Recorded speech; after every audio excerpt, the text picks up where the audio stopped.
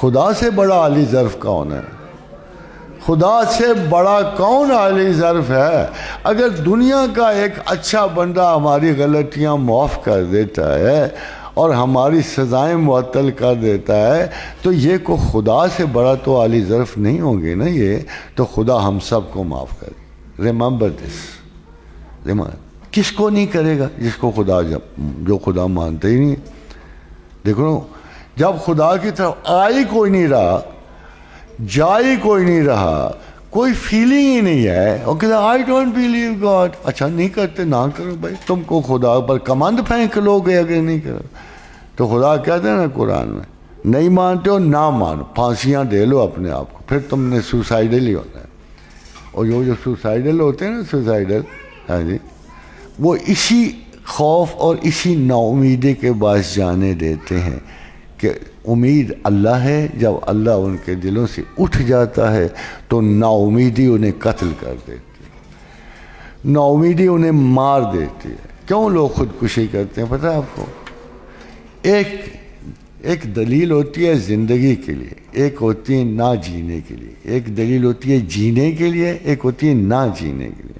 جب ہم اپنے ذہن میں ہر وقت کیلکولیٹ کرتے رہتے ہیں، is it important for us to live؟ وہ کہتا ہے میرے پاس گھر کے پیسے نہیں ہیں کرائے کے، میرے پاس بچوں کے دودھ کے پیسے نہیں ہیں، میرے پاس کوئی ملکیتیں نہیں ہیں، میرے پاس یہ بھی نہیں ہے وہ بھی نہیں ہے۔ وہ کہتے ہیں it's better to die than to live۔ تو آرگومنٹ کدھر چلی گئی؟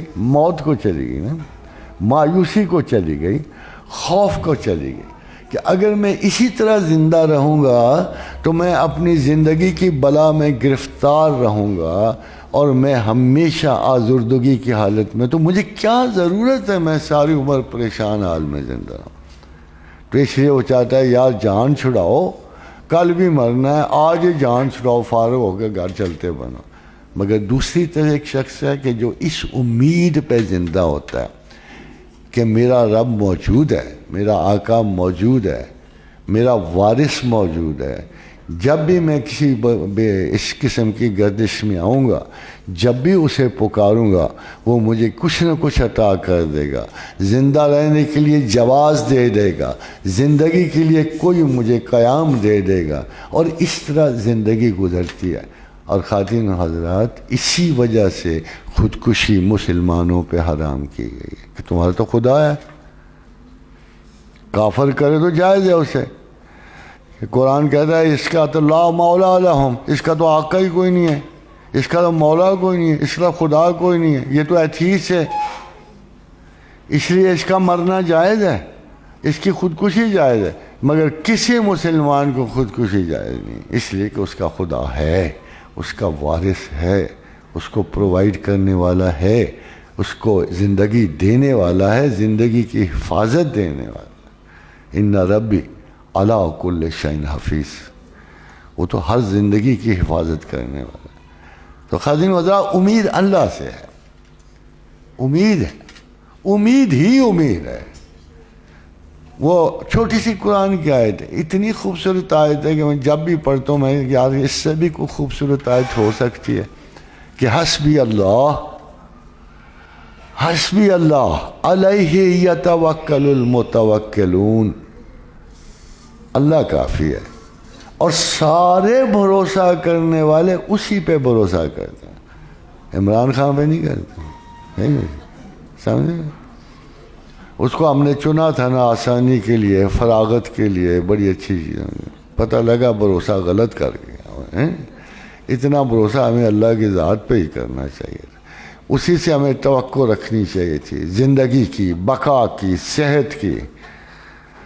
تو یہ کتنی خوبصورت آیت ہے، حسبی اللہ علیہ یتوکل المتوکلون، کہ تمام بھروسہ کرنے والے صرف اللہ ہی پہ کرتے ہیں۔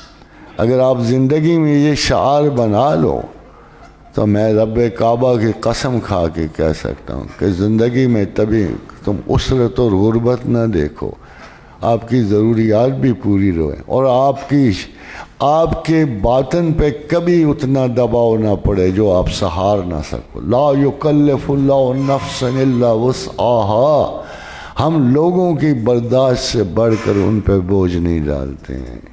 یہ ہے خدا کی. پھر احسان کرو نا خدا تم سے محبت کرے. کتنا آسان نسخہ ہے. کسی غریب پہ کر دو, ضرورت مند پہ کر دو, اپنا پیٹ تھوڑا سا کاٹ لو, ان کے لیے آپ فلاح و بہبود کے حساب کو کر لو, کچھ کر دو تاکہ خدا تم سے محبت کرے. ذرا سے احسان کے بدلے بھی وہ بے تحاشا محبت کرتا ہے. ان اللہ لا یحب المحسنین. ایک کھجور کا دانہ دینے سے بھی وہ آپ سے محبت کرے. رستہ دکھا دینے پر بھی آپ سے محبت کرتا ہے. ایک اچھا کلمہ بول دینے سے بھی آپ سے محبت کرتا ہے. تو اتنا سستی ہو محبت تو پھر آپ کیوں نہیں کرتے ہو؟ مجھے تو نہیں سمجھ آتی. ان اللہ یحب المحسنین. ان اللہ یحب المحسنین. یہ خالی ایک جگہ نہیں ہے.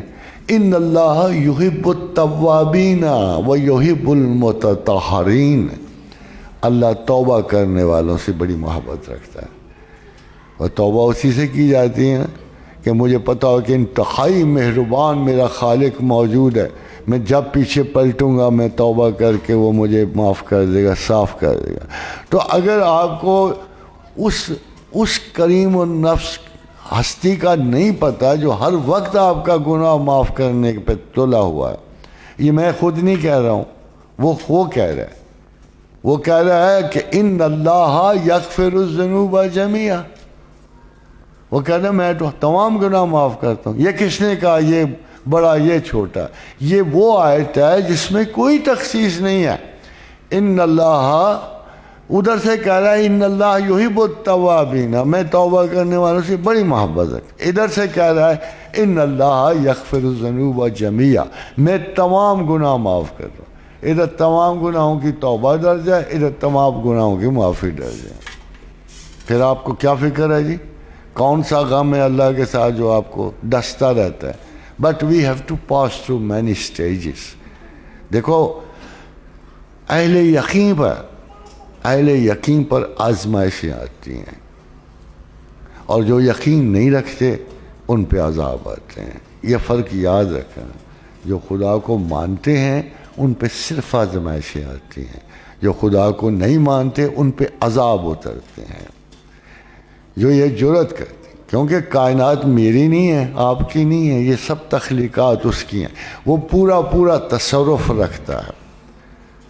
اب آپ دیکھو قرآن حکیم میں ایک بات آئی کہ جب خضر جا رہے تھے نا, ایک لڑکے کو دیکھا بڑا ہینڈسم سا, بال پھیرا, پکڑ کے اس کا گلا گھونٹ دیا, مر گئے. بات تو کسی کو نہیں پتہ لگا ہوگا وہ لڑکا مر گیا. تو انہوں نے اگر میرے اپنے اندازے سے بھی آپ اپنے انداز کہ کتنا بڑا ظلم کیا, اور اتنا بڑا خدا کا بندہ خضر علیہ السلام. موسیٰ بھی ایسے تھے, ساتھ چل رہے تھے. موسیٰ کو ایک دم غصہ آ گیا, اور تو نے کیوں اس شخص کو, اس بچے کو کیوں مار دیا؟ تو کتنا یہ غلط کام کیا تو نے, ایک جان کو بغیر عذر جان کے مار دیا, یہ کیا ظلم ہے؟ تو خضر نے کہا تجھے نہیں پتا, میں نے جس کے حکم سے کیا ہے اس کو بہتر پتا. پھر جب بات کھولنی تو کیا کہا کہ اس بچے نے آگے بڑھ کر اپنے ماں باپ کو بہت ذلیل و رسوا کرنا تھا, اور اس کے ماں باپ شریف لوگ تھے.